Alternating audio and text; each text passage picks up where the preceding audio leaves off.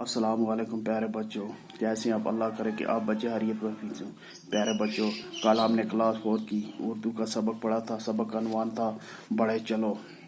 پیارے بچوں، آج ہمیں اس سبق کے کچھ سوالات کرنے ہیں۔ آپ کلاس 4 کو اردو نکالیں اور صفحہ نمبر 60 پہ جائیں۔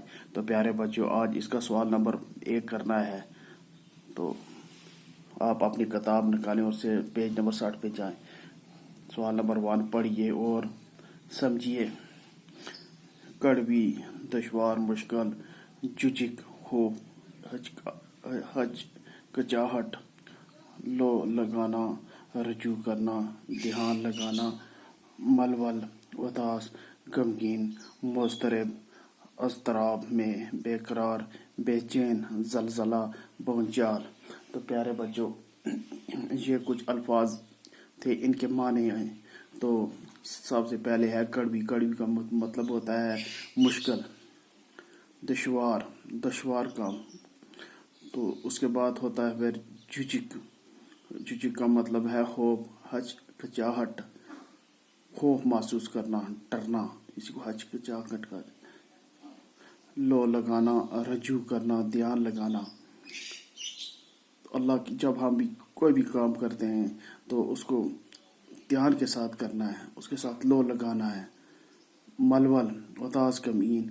ہمیں کبھی اداس غمگین نہیں ہونا چاہیے، کیونکہ اداسی جو ہے وہ ناامیدی کی جڑ ہے۔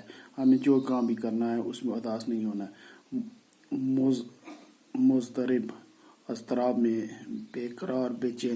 جب بھی کوئی چیز ہمیں ملنے والی ہے، کوئی بھی گفٹ ہمیں ملنے والا ہے، کوئی بھی ہمیں تحفہ ملنے والا ہے، تو ہم اس کے لیے بے قرار رہتے ہیں۔ زلزلہ، زلزلہ کا مطلب ہوتا ہے بھونچال۔ بھونچال کا آنا مطلب زمین کے ہلنے کو بھی زلزلہ کہا جاتا ہے۔ تو پیارے بچوں، آج کی یہ معنی جو تھے اردو کے یہ الفاظ کے معنی ہیں، تو میں ایک بار پھر ان کو رپیٹ کرتا ہوں۔ کڑوی، دشوار، مشکل، جھجک، خوف، ہچکچاہٹ، لو لگانا، رجوع کرنا، دھیان لگانا، ملول، اداس، غمگین، مضطرب، اضطراب میں، بے چین، بے قرار، بے چین، زلزلہ، بھونچال۔ تو پیارے بچوں، آج ہم نے یہ جو معنی تھے ان کے الفاظ کے وہ ہم نے پڑھے۔ کل ہم اس کے سوالات کریں گے، تو انشاءاللہ کل ہم اس کے جو یہ سوال ہے نیچے یہ کر کے پھر آگے والا ہم سبق پڑھیں گے۔ تو پیارے بچوں، میں یہ سبق یہاں ہی ختم کرتا ہوں۔ مجھے امید ہے کہ آپ بچے اس کو بڑی اچھی طرح یاد کرو گے اور پھر اپنی فیر کاپی بھی بناؤ گے۔ والسلام۔